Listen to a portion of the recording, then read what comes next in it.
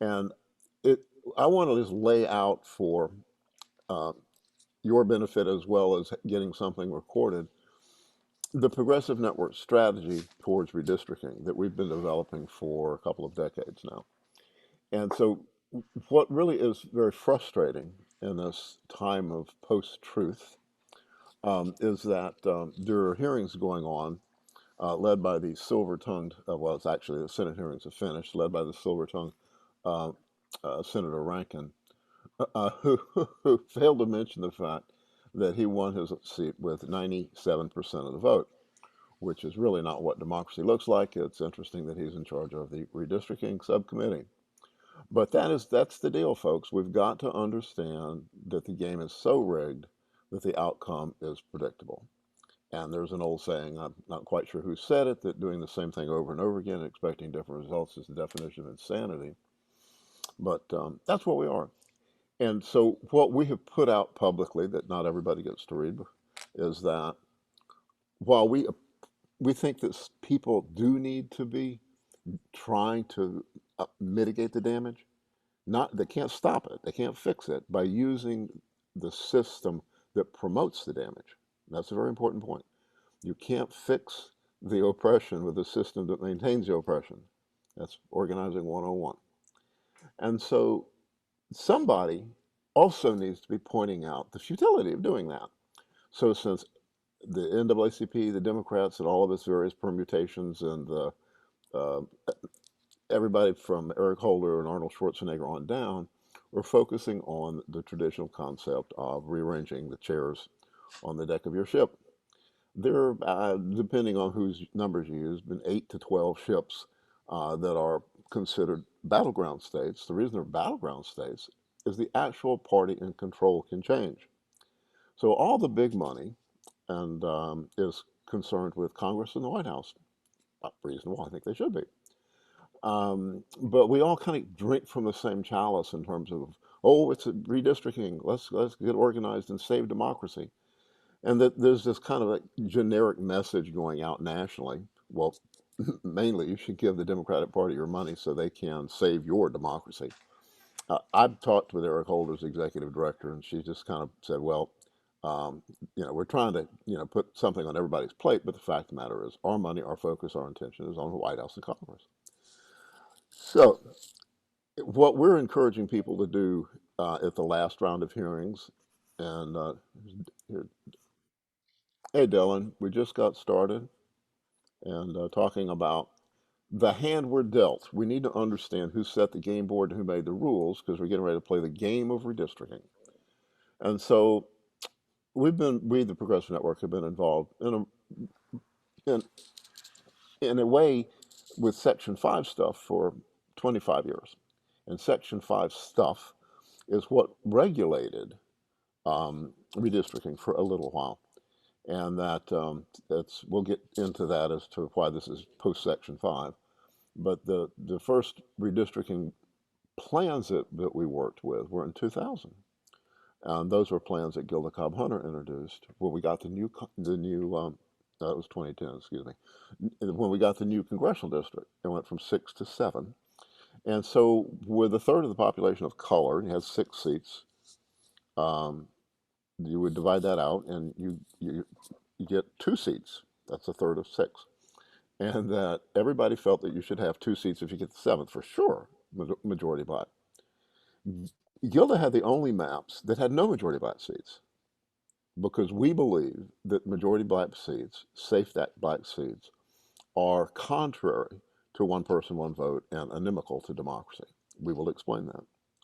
So first I want to go back to the beginning of the only time actually we've had a representative democracy in South Carolina was about 10 years, 1868, after the Civil War. There was a radical Reconstruction legislature, and the South Carolina House became the only majority black legislative body in American history and had the most democratic state constitution in South Carolina's history and maybe America's history.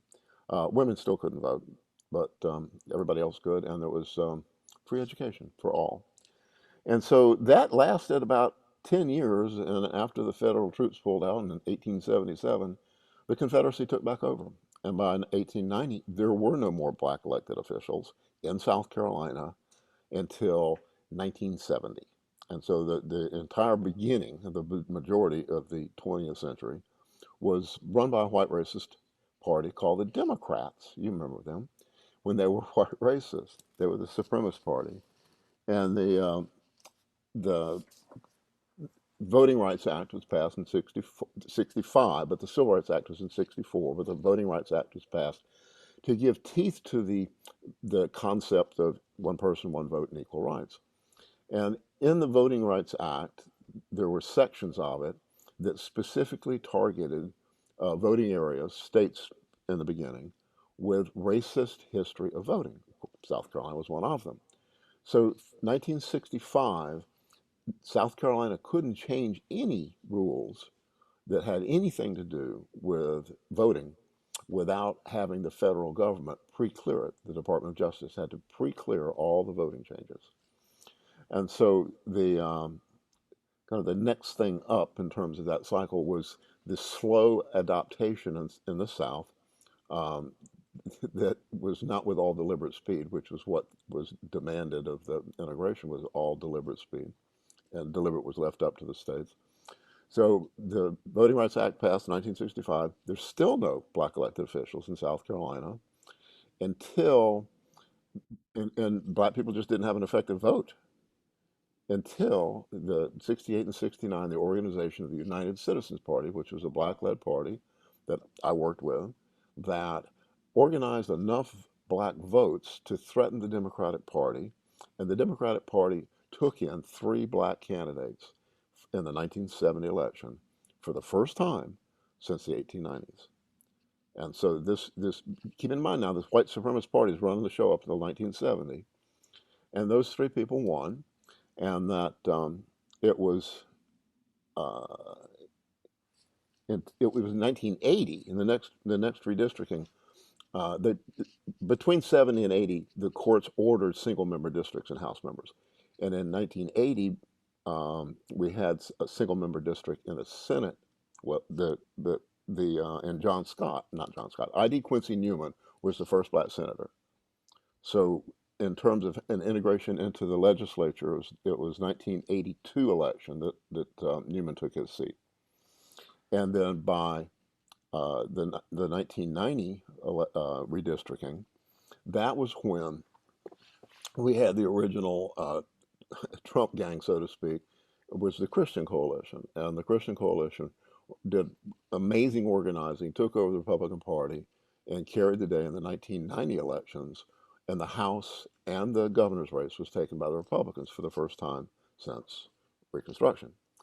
And so that 1990 um, election was then followed by deals for safe seats for the black people because it couldn't pass their census work in 1990 couldn't pass muster for pre-clearance with the Department of Justice because there was a quote retrogressive effect on black voting strength. And so there was a deal arranged between the emergent dominant party, the Republicans, the white Republicans, and the incoming black people that were being elected. And Don Beatty was one of the chief spokespersons. Don Beatty is now the Supreme Court Justice, the Chief Justice of the state Supreme Court. And there was a deal cut for majority black districts. And so they packed black people into black districts so they were majority. So when you pack black people into a district to make majority, you're generally cracking or bleaching adjoining districts to make them whiter. And that's one of the reasons that Lexington County has about 12 point something percent of black people, and Richland County is about half. Well, actually, I think it's now tending majority black. So that dynamic of segregated districts was in compliance with Section 5 of the Voting Rights Act. That's an irony that I've been living with for a long time now and arguing with the Justice Department when, like in the 2000 redistricting, we watched a historic black district that Penn Center's in. Penn Center's where the Progressive Network was founded in '96. Dr. King spoke there, organized his meetings, etc. Goes all the way back to the Civil War. Very historic place. Majority black district until 2000. And was involved with people in that district, the St. Helena area, complaining about their precinct being moved, where their grandparents had voted at a fire station for decades, and they moved their voting place to a gated community on an island that the multi-million-dollar homes, and the only people of color were the servants. And so I called the voting rights section. That's the voting rights section of the Civil Rights Division of the U.S. Justice Department, and talked to the people I knew on the South Carolina desk and said, what's up with this move at this precinct? And they sent me the letter that the executive director of the Beaufort County Board of Elections had submitted for pre-clearance to be able to move the precinct. And the letter said that they were doing it because the fire station was under construction. I called the fire station. They said they didn't have money for a bucket of paint. They had no idea what they were talking about. But that was the type of stuff that was happening behind the scenes with the aggregation of blacks in a district to make a majority district, and the diminution of them to make districts white. So that's the game board we're playing now. That by 2000 was completely the House. They took the white people had the House and the governor's office. I'm saying the white people. I'm going to use a different term because I don't like this black white stuff, because I'm believe we can call it, my favorite term now is the difference between a capital supremacist and a social supremacist. So the capital supremacists are the ones that use race to be able to manipulate people and retain power. It's about power. And so I'm a social supremacist, and I need the help of other people that believe in equality to be able to see my values prevail. And so I'm not doing this just for black people to be able to vote. I'm doing this for people that believe in civilization to be able to have their values prevail.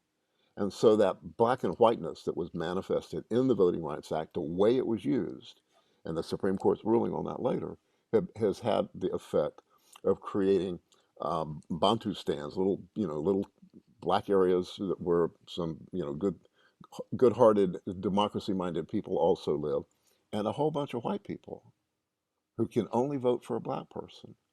And so when Gilda introduced her maps in 2010 for the new congressional district, the concept was competition.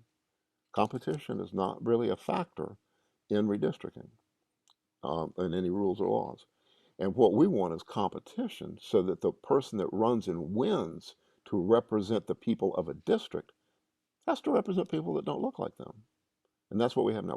We've got like a white party and a black party. And so that, unfortunately, both parties are run by capital supremacists who believe in the money. That's another problem we'll get to later. So that was in 2000, the party switching resulted in the Republicans having the control of the Senate by 2000, and that so from 2000 till now, we have what's called a triumvirate. All three bodies of the government, the executive, the legislative, and the judiciary, because it's appointed by the legislature, are all under the control of Republicans. And that a little footnote that you need to make a note of is that South Carolina has historically been the most legislative state in the nation, meaning legislatively controlled. The judges are appointed by the legislature, the lines are drawn by the legislature, the election boards, and all of your county election boards are appointed by what amounts to the majority party of the legislature, but the majority of the legislative delegation in that county, which the majority of is Republican. And so the reason we're the most legislatively controlled state in the nation is the 1895 Constitution, when a majority of the people were of color in this state. Ben Tillman, with his one-eyed vision of white supremacy prevailing, he devolved power from the constitutional offices. Constitutional offices are statewide. There are more black people than there are white people, so black people could win the governor's race. So you put all the power in the Senate. I mean, and when they did that, there were only like 17, 18 counties. I can't remember how many, but not 46. And each Senate each Senate district had one person representing them, and it was white. And that has been white right up until the reorganization of single member districts in the 80s for the Senate. where each of the rural counties had one senator, and so obviously they had fewer people than the urban counties, and so that kind of shuffled that around. So we're going into the numbers for the 2021 census with that game board drawn and fixed. And I want to show you, I'm going to share my screen and show you who fixed it and who's going to fix it this time. Where's my share screen thing? Share screen. And we're going to show this one. Share. Let, let me know when you can see this. Becky, tell me if you see this. Uh, but, Yeah. okay. So Yes. what you're seeing here is something that we did when we introduced the Fair Maps legislation. Let me back up and tell you that in 2016, I worked with Representative Neal and others in introducing legislation to create a, what we thought was an independent redistricting commission appointed by the governor and the legislature. And I say what we thought at the time, because we're now referring to that as a legislatively appointed independent redistricting commission, which is the bill that is the procedure that is still on the table out there that's been picked up by the League of Women Voters. Gilda was the prime sponsor, and we pulled off that bill in 2018 because we were told by the Campaign Legal Center in Chicago, that's run by Trevor Potter, who was a Republican, but he was Obama's director of the Election Assistance Administration, and they have America's finest shop in terms of campaign laws and redistricting laws in Chicago. And their advice, echoed by the Southern Coalition for Social Justice, which is the one in North Carolina that's been doing the Supreme Court cases, was that we need to talk to people in Pennsylvania that had a redistricting bill like ours, where the independent commission was appointed, two by the House, two by the Senate, two by the governor, and those six people then had to choose a seventh person that would be the chair that they would all have to agree with. And we thought, well, that would make them democratic. But the one in Pennsylvania, I talked to those people, and they said the first time they tried it, it didn't work because the governor's people blocked consensus, and it reverted to the legislature, which is the way that bill is currently written. So in 2018, we introduced a genuine Citizens Redistricting Commission, which we'll speak to in a minute. But the election in 2016 was the last Senate race. So 2016 had all the 170 seats in it, the 124 House seats and the 46 Senate seats. And so basically, the people that were in office in 2020 that won those elections were the ones that drew the lines that they're running on, and this is the results in the 2018 elections and the 2016 combined, because the Senate wasn't elected in 2018. And so I'm going to scroll through here, and the S over here, that's the Senate seats, and you see the House popping in, predicated on the number of votes that people got. And so we're looking at the first list here. There's 70 legislators, Senate and House, that won. I think the average came out to about 90%, and you see 97, 98, 98, 99. That means they had no opposition at all, none. And that also means that when they won their seat in the primary, they won with the number of voters that turned out in the primary. And so in 2016, the majority of the legislature was elected by 8.6% of the state's registered voters in the Republican primary. I mean, that would make Vladimir Putin's heart just raced into his throat to be able to win an election with 8.6% of the people or control the legislature. And so as we scroll through this first list, that's no opposition at all. And here's now 47 legislators with primary but no general. So they won. They actually had to work a little bit to get their nomination to be able to win the general by look. Oh my goodness, a lot. 99, 98, 99, 99.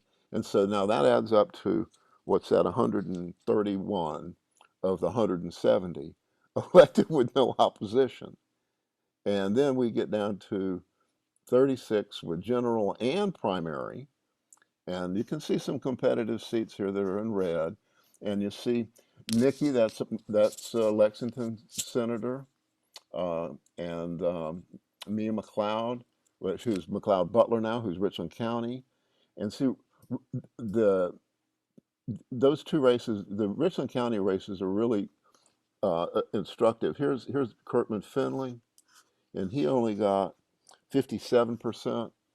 And in that House district where Mia ran, she's now the senator serving in the district there. That was Kirsten's seat that she took.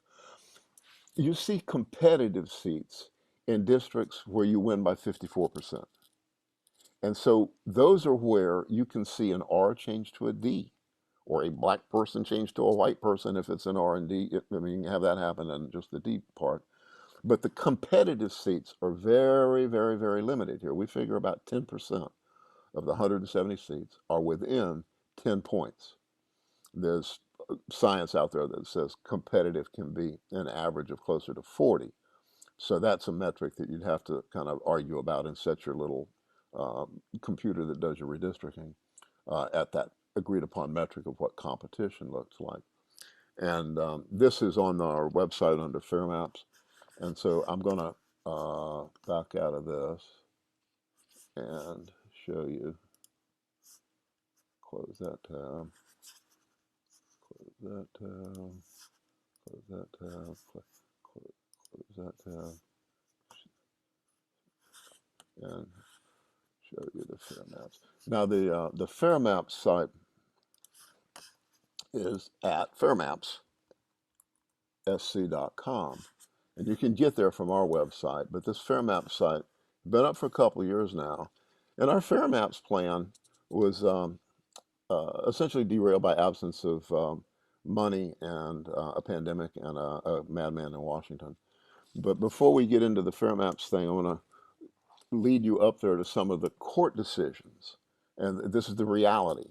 So some of the truthiness of the circumstance that we're in is that we had a rigged game, evidence the riggedness of the game in 2000 and 2010, but it got worse. It got worse.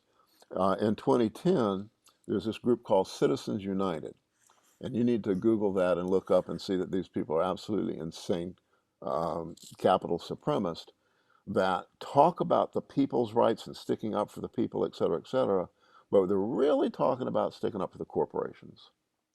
And I meant to mention at the beginning that there's two things that the founding fathers said that are so prescient that weren't listened to. But George Washington warned against having parties. There are no parties in the Constitution. And he said, I'm paraphrasing now, he said, if you start parties, you're going to end up with two that fight amongst themselves for money and power and forget their mission. And his colleague, Thomas Jefferson, um, said, I hope we shall crush in its birth the aristocracy of our moneyed corporations, which dare already to challenge our government to a trial by strength and bid defiance to the laws of our country. And so parties and corporations are a problem. And so the corporations, if you look back at the way that they've changed the language of what's truth or not, you can see the money affects the interpretation of truth. And so in 2010, Citizens United, a very conservative, pro-corporate lobbying group, sued and won in the Supreme Court for First Amendment rights for money. So the Supreme Court ruled that they can't constrain the amount of money that a corporation would spend to be able to affect the outcome of an election. So corporations have rights. This is something corporations have been fighting for since the 1890 something Santa Clara lawsuit, where the railroads won their rights to burn down little towns as they drove through them. And that so the money prevailed in 2010, and then in 2013, Shelby County, Alabama, sued Eric Holder, who was the Attorney General, to do away with the restrictions placed on Shelby County, Alabama, for them being known as a racist voting area. They were under Section 5 preclearance, just like South Carolina. All the Confederacy was, and in the mid 70s they added language discriminations in through in Texas and parts of Arizona and Alaska.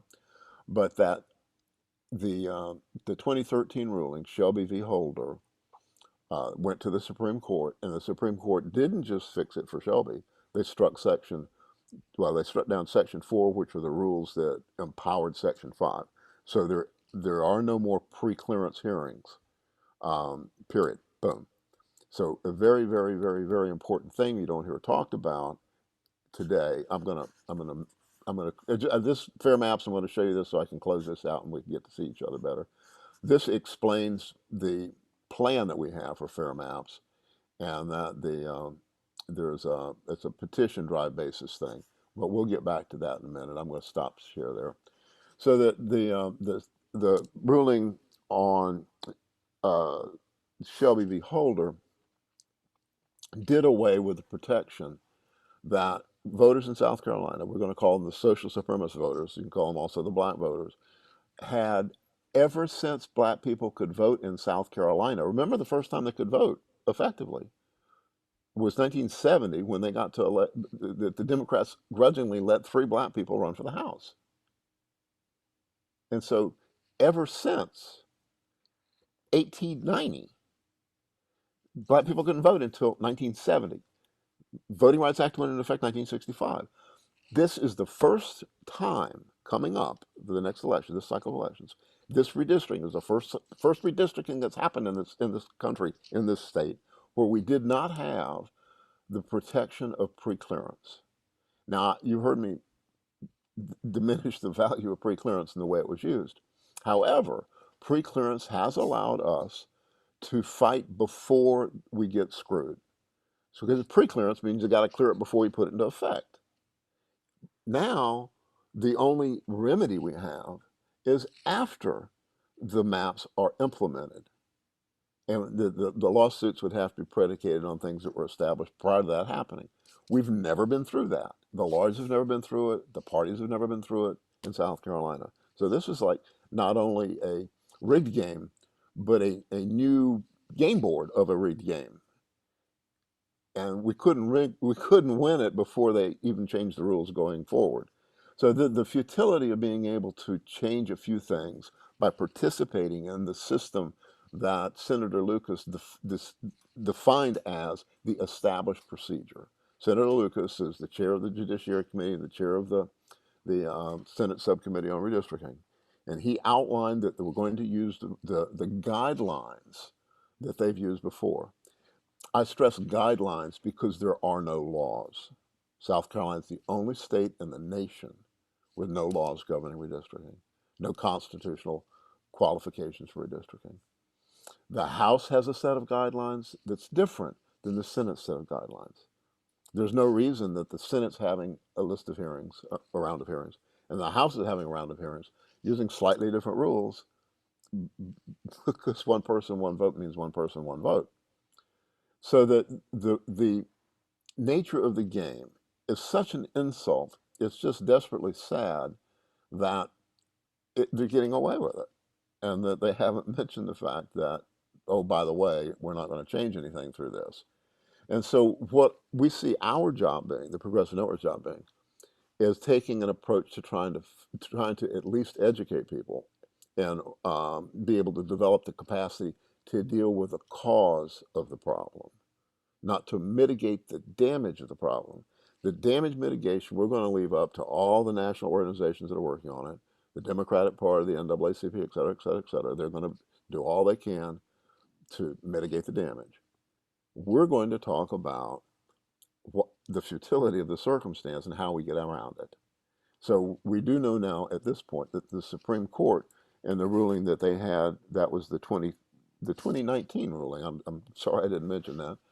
The 2019 ruling we'd kind of been waiting for, and our strategy, the Progressive Network strategy, was designed on the fact that we anticipated that ruling in 2019, because there are no federal laws allowing the federal government to tell states how to vote.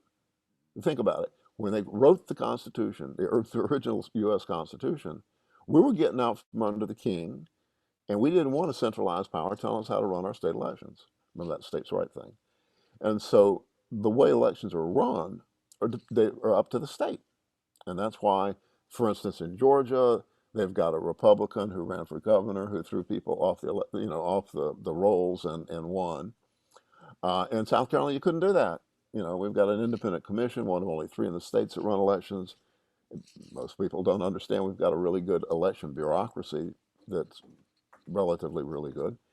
And so we have a set of circumstances here in South Carolina that predicated on this ruling in 2019, which was a case that looked at Maryland. And Maryland is controlled by Democrats, gerrymandered Democrats running the state, and North Carolina is Republicans running the state. And so the Supreme Court accepted a case to make a ruling on gerrymandering. And the attorney that ran that, Allison Riggs, is somebody that we worked with to design the Fair Maps plan. And she works with a group called the Southern Coalition for Social Justice in Raleigh. And so that ruling in 2019 pretty well said that the federal government ain't going to save you. It would leave it up to now the legislature of South Carolina, the majority party, deciding that it's inappropriate for them to not give you rights. And I don't think that's going to happen. I actually would bet the ranch that the Republicans aren't going to slap their forehead and say, "Oh my goodness, what were we thinking?" And that they would give up power. Um, and so the last gasp of litigation would be a state lawsuit. And that's something that we've been working on and talking about for a good while now. We are hopefully going to file some litigation, at least to educate people on it. But remember, who appoints the judges? The legislature. And so if the courts won't save us and the legislature's not going to save us, what are we going to do? And that's where we came up with the Fair Maps plan. And so I'll very briefly go over that because it's something that we had to put on hold. And it started out with an understanding of the futility of the redistricting process using the established procedure, and also recognizing that we're not going to be saved by the courts and the legislature, and finding a methodology that is really a lot of work but can't be stopped. And that was using the statutory authority of citizens of a county to take up a petition of 15% of the registered voters in that county and give it to the county council, and the county council shall, not may, shall adopt said ordinance or resolution, or let the people vote on it. And so we have a strategic approach to gathering the petitions that would, all the counties are up in the same cycle as the presidential election. We have the 2022 is the next county council elections, and then they run every 2 years. They alternate, they all have an odd number. And so if you've got 9 people on your council, one cycle will be 4, one cycle will be 5. You focus your petition gathering of the whole county on the ones that don't agree with you, and you'll win. And they will have to uh, issue a proclamation that, for instance, that Richland County voters call upon their legislative delegation to support the constitutional amendment to let the people draw the lines. And we introduced a model uh, model amendment. It's called a joint resolution for a constitutional amendment in 2018. That's the Fair Maps amendment. There's also Fair Maps legislation that's very explicit that spells out a process where the maps would be drawn by a commission that you could apply to, that somebody like Rick Petalounis could apply to be the one of the 2 representatives from the 7th congressional district. It would be a qualifications. We're going to get the kind of all of their criteria of racial and gender and competition and whatnot. But that panel that would be the independent redistricting commission of 2 people from each of the 7 districts, is 14 people, with that they would be chosen like a jury pool, and so they're chosen blind, and that they have their commitment is to democracy. And so it actually would take the drawing of the lines away from the legislative delegation. And I will show you now, I think very briefly, and then we'll open up for questions, the Fair maps. If I can find it, here we go. So, and this again is a pretty expansive explanation, very expansive explanation of the plan, which goes on forever. I think the legislation is many, many, many, many pages long. But where you need to go just to see briefly what it could look like to have competitive districts is the maps that we did. And these maps are predicated on the old census data from the 2010 and the results of the 2008 election, where you had a whole bunch of Democrats wake up and vote because Obama's Obama v. McCain. the reality is that the percentages, the numbers may have increased, but the percentages of the black and white, the percentage of Democrat and Republican hasn't changed much. And so these are a reflection of what the maps could look like if you had as a criteria for mapping competition. And then you'd have to determine, well, what does competition mean? Does it, the Democrats are saying 5%. Our initial legislation said 10, just kind of for a starter. But that's something that I would be willing to argue over as long as competition was a criteria. So this is the current Senate maps, and you see that the yellow is competitive. The red is Republican, the blue is Democrat. And so the blue happens to be Jim Clyburn's district. I mean, not Jim Clyburn's district, but also the congressional map looks a lot like that. But there are 13 safe Democratic seats and 27 safe Republican seats. So if you set your magic dial on your redistricting machine to include competition, and you need to know that I think the numbers come back, I think it's the 17th of August. Rick, nod your head if you know what day we get the numbers back. But it's just like next week. The Senate started their hearing. Yeah, actually, they claimed, excuse me, move it up to the 14th. Okay. So the Senate, here's another insulting thing. The Senate asked for your opinions on your community's interest pending the new census before the numbers were out even. So that's again shows their like cavalier attitude towards your input. But that the redistricting that is done now, there's a Republican map room in the Senate and a Democratic map room in the Senate.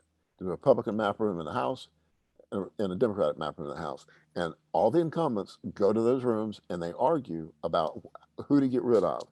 The Republicans in Horry County do not want Rick Petalounis or Brian Kaspernick in their district. And so they're going to try and draw little lines around to get those troublemakers out of their district. That's hard to draw maps that way. What's easy is you get a computer to do it and you put in all the data and you can come up with something like this. So here's the difference. If you had a competitive factor and the yellow now is competitive and the competitive districts go from 6 to 25. So that would make the Senate more competitive. Here's your House districts. The competitive districts are very, very few. The competitive seats in the House now are 11 seats. And if you set your magic button at competitive, you could change the competitive seats in the House to 60. And so this is just again, a rough calculation using old numbers, but you could come up with something very similar to that using real numbers and all the demographics that are the general requirements. Because the general requirements don't require competition. The general requirements and preclearance and the House rules actually say incumbency protection is fine. I mean, literally, incumbency protection is fine. You can draw your maps to protect the party that holds the seat and the individual that holds the seat for the party. And so the what we're trying to do here with the competitiveness, and one of the reasons it might be slightly easier to sell, is that the Republicans, if we're talking about the basically white party, they'd still be they'd still have a majority, but a very large part of their majority would be coming from districts where the representatives have to represent people that don't look like them. You remember that dynamic of Mr. Munchkin from West Virginia having to make everybody happy because he's back teetering on the balance of not being a Democrat? That was the same thing that in Richland County, those competitive districts where John Courson lost his seat before he got indicted, and Kirkman Finley's seat. Kirkman Finley is a House member from Richland County, and John Courson's a senator from Richland County. They were both members of the Sierra Club, the League of Women Voters, and they were both very approachable, returned phone calls, did rational things, because they had to have some liberal votes to win that seat. It makes a difference in terms of having a common sense middle making decisions for your legislature. And so let's take some questions now. I've thrown a lot out real fast, and we can come back to it at any point in time. But I did want to underscore that what we're urging people to do with the upcoming House hearings would be to talk about the FAIR Act. And the FAIR Act is something that we, uh, one of the people who's working with us, wrote and was introduced by Gilda in the House and Senator Fanning in the Senate, that simply would codify the guidelines the House and the Senate use.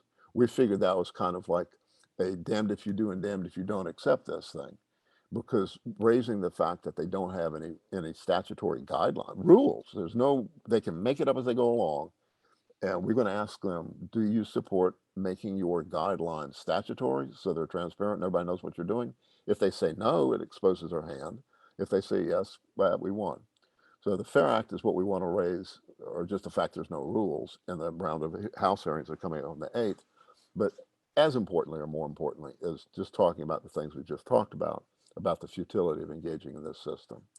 So I'm going to open it up for questions. Either raise your hand or wave your hand or speak up. All right, hearing no questions, y'all got it. I'm going to, well, Rick, then Brian. Yeah, I try and let other people talk once in a while.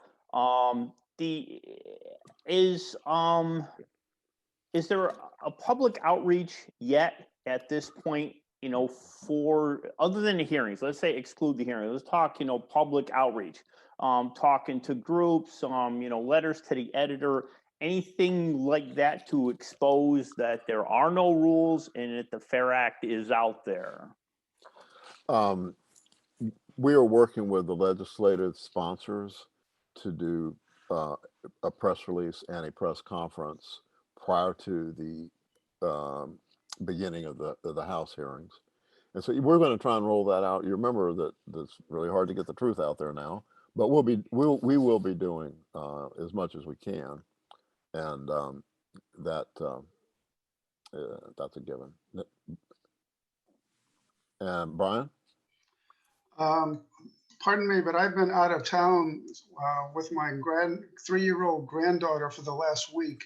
And so I haven't been keeping up to date with the Senate hearings. But before I went away, I signed up to be a speaker at the Conway hearing. And I came back yesterday and I looked and it said there's no more Conway hearing. The one that I signed up for Wednesday is now in Beaufort, which is about 3 hours away from where I am. What did I miss? I obviously missed something. Did they change the schedule? I'm looking at the what I thought was the most recent schedule, Brian, but Conway is not in the Beaufort schedule that I'm looking at. And who's on Wednesday? Where? Georgetown is in the one that's in North Charleston, and the one in Georgetown. There's one in Georgetown for Horry on the 11th, August 11th. Now, the reason some of these hearings have the same counties in them is because some of the senators' districts lap counties. Brian, so August 11th, mark your calendar.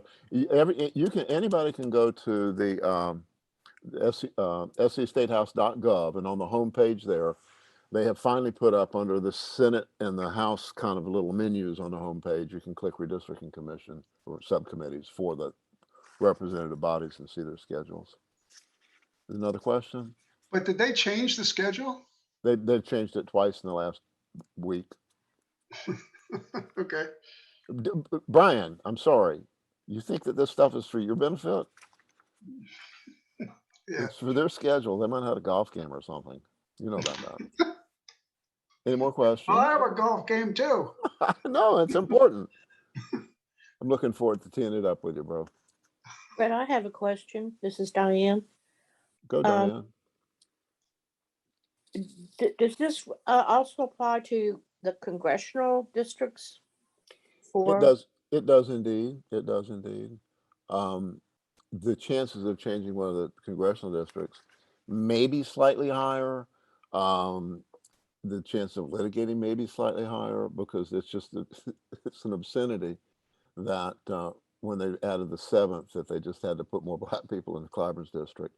One of the dynamics that people really have to wrap their mind around, the way that what's happened in South Carolina, really is an extreme manifestation of what the Supreme Court uses this torturous term called excess capacity or excess something, where Clyburn only needs like 51% or ostensibly to be a majority black district. He's got like 62 or 3. So because the majority of the black population is packed into, I can't remember now, 38. I can't remember how many districts it is, but there's X number of districts that are majority black. A few of them represented by white people, but that if all the black people turned out to vote, it wouldn't make much difference because they all live in those districts, because we have been more or less socially segregated over the decades and generations, where there's communities of color are over here and white people are over here.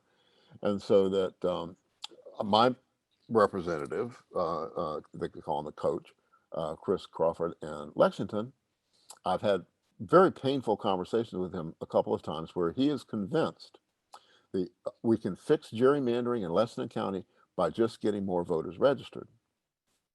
Well, I don't know how that's going to happen unless we actually change the lines to have more people of color, more democratically minded people in that district.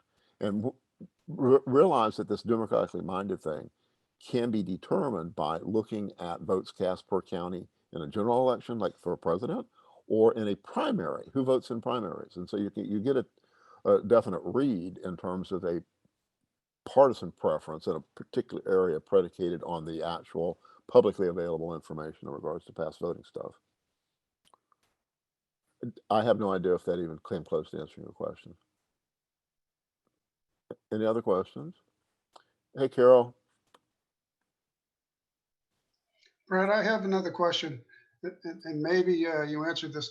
The maps that you showed us and that I've seen before and studied very carefully are incredible. Are you going to bring those to one of the hearings? I mean, I guess what I was planning to do was put those maps on a big poster and bring it to the hearing and just show it to them. Well, yeah, you can do that. I mean, recognizing, of course, that the people that you're showing them to really don't want to change anything. I mean, there's a very important term that you learn when you're dealing with these people. It's called the intransigency of incumbency. See, if you won, whether you're black, white, Democrat, or Republican, you won with the present past number of voters and the past rules. So why would a winner want to change the rules? That's one of the dynamics we've got when you let the winners draw the lines. So yeah, Brian, I've got maps on plastic that you can borrow and hold up. Maybe we can run them around for the hearings. We need to look at these hearings. We're not going to change the legislators' minds on this. We can try and shame them. It's very, very difficult. And one of the interesting points I'll point out to you is looking at the numbers of that the panels, the subcommittees won by. They were very clever in picking their panelists, that the majority of the people on the panelist were not didn't win with no opposition. The majority of the people on the panels, the subcommittees that are running the Senate hearings and the House hearings, were in the 50s and 60s, with the exception of a few of them which were in the 90s. But that showing the maps, Brian, you got to recognize that unlike some venues where you'd be, you would have a harder time convincing people that it's not competitive, because most of the people that are in the hearings are in competitive races. So that, I think that was a rare bit of smartness. Pat? Yeah, I've watched a few of the hearings, and Chairman Rankin is very quick to say, if you were to hold up a map, say, well, we haven't asked for your maps yet. There's going to be another round of some kind of input when you can send us your maps. But right now, we just want to know about your communities of interest and just the Senate, because people go off about school boards and other stuff, and he shuts them down too. You know, so he tries to keep it focused, and then he says something pandering to get you off the stage. Well, Pat, one of the things that could be done if we had the capacity to do it is local lines, because county lines, school board lines, city lines, nobody's really been paying much attention to those. True. And That's some right. of them are horrible. And that's what we tried to get focus on earlier in the game. But the federal money is all interested in the battleground states and holding, Congress and the White House. And they've noticed that the South Carolina people on the national level would range from, where do you measure it? Tim Scott, the minimally educated, Negro of the Senate, he doesn't even think that we've got a racist history. And then you've got Nikki Haley. Mick Mulvaney was running the White House. Trey Gowdy was defending the White House. And so that trying to do something with funding money from the people that are concerned about controlling the legislature in Washington is futile. So, but that is where we can dig in if you want to actually try and change something, is in a local area where perhaps a district has been cut, where you see people of color being gerrymandered off into a school district that is a low-income school district that that references a lack of education, because in South Carolina, your funding for your school district is predicated on local taxes. And if you put all the poor people in a poor district, then they get poor schools. Yeah. And true. And our Horry County does have single member districts, for example, for the county council and the school board. And because of the, you would expect, we have a big influx of population that's going to, over the next year, as Horry County has to address their population changes, that should be a target of opportunity. And that is the type of stuff I believe that you can get your, some local initiative to work on. I mean, this is what your Horry County Democratic Party should be doing. The chances of changing the legislative delegation of Horry County is nil. And that the opportunity to do something locally is much greater. The majority of mayors in this state are Democrats. More questions? I'd like to make a comment that I think that, Brett, you're right, that talking to what you say to legislators is not going to probably make much of a difference, because they're really not interested in hearing from you. But at these hearings, the media is turning out, and you might be able to pique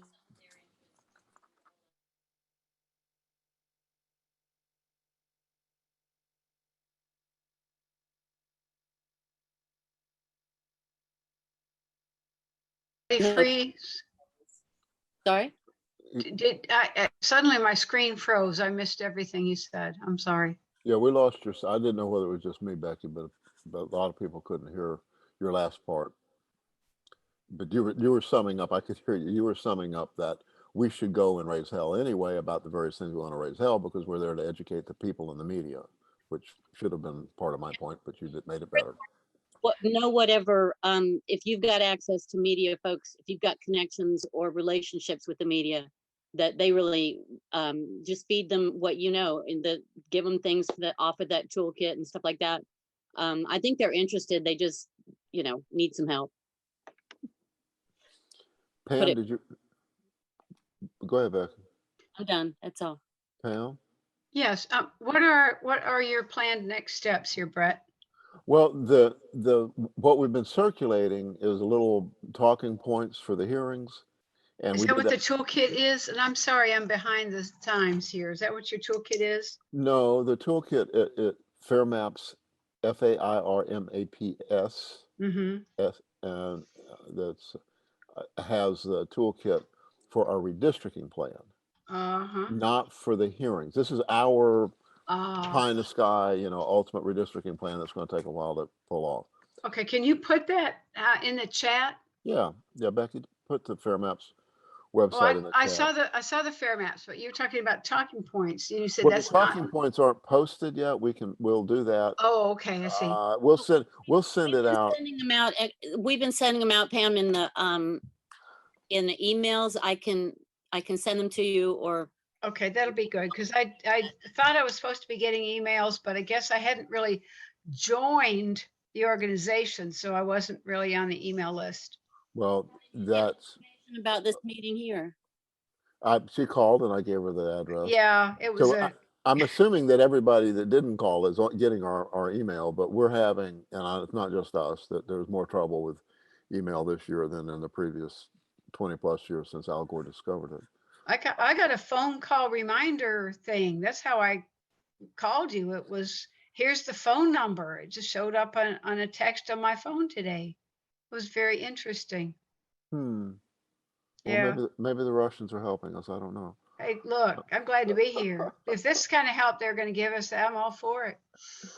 So the short bullet points that we have will continue to circulate, and we will, in the circulation, we will have them posted somewhere that you can direct people to with a link, because it's really important to use every opportunity we have to point out the fact that we're really terminally rigged here unless we come up with some way to get around it, and that we're perfectly hopeful and desirous of something happening that saves us. But in the meantime, we see no reason not to do what Brian's been doing in ORE, which is educating people about the citizen-driven grassroots game that really can't be stopped. What if it takes 10 years? I mean, we still haven't passed the Equal Rights Amendment for women, 1921 till now. And so it may take a little while to recover democracy in this state. And I used to avoid saying recover or restore democracy because we haven't seen it. But there was that little window right after the Civil War from 1868 to 1877 where there was more of women still couldn't vote, I'm sorry, but there was a greater sense of one man, one vote in South Carolina than there is now.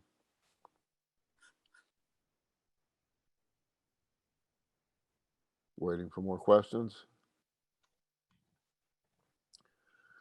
So one of the places, let me talk a little bit about the Fair Maps plan, because this is something that is an extraordinarily difficult thing, but it's also can't be stopped. And when I say it can't be stopped, it's because the legislature doesn't control it.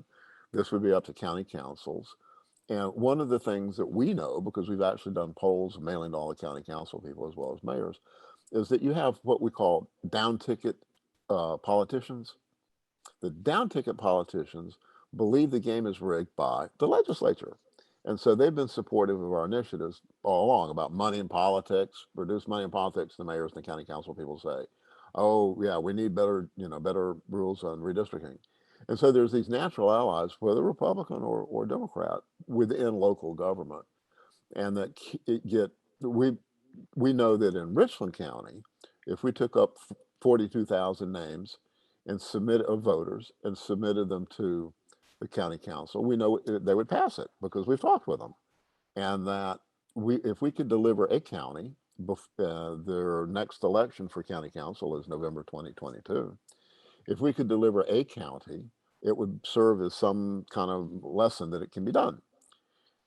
Doing that in a pandemic, and we just found out today that one of our staff people who we've been with a lot tested positive after having fully vaccinated. He's positive now. He has COVID. So we got to really be very much more mindful than we've been for a while about the communicability of the virus.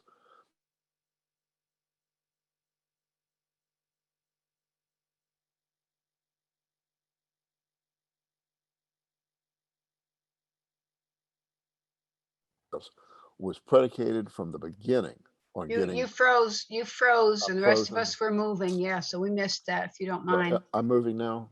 I see myself. Yeah, moving. we see you. But I can't tell. But Pam, when you hear my mouth, you see my mouth moving or stop moving, then say something because I'm hearing you. That the original concept, and it's in the plan here, is that we can't do this. We being the Progressive Network, we being liberals, we being Democrats, we can't win this fight. It's got to be led by a more mainstream body that is not going to be impugned as being, influenced by the socialists and whatnot. But that we had a really good start at getting that type of leadership in the beginning by having a former Democratic chair, Carol Fowler, said that she would be the point person, and a Republican Party former chair, Matt Moore, saying he would do it. And Matt Moore became state chair of the Republican Party in 2008 when Jamie Harrison became chair of the Democratic Party. And Matt and Jamie were the youngest state chairs in the nation, and they're friends.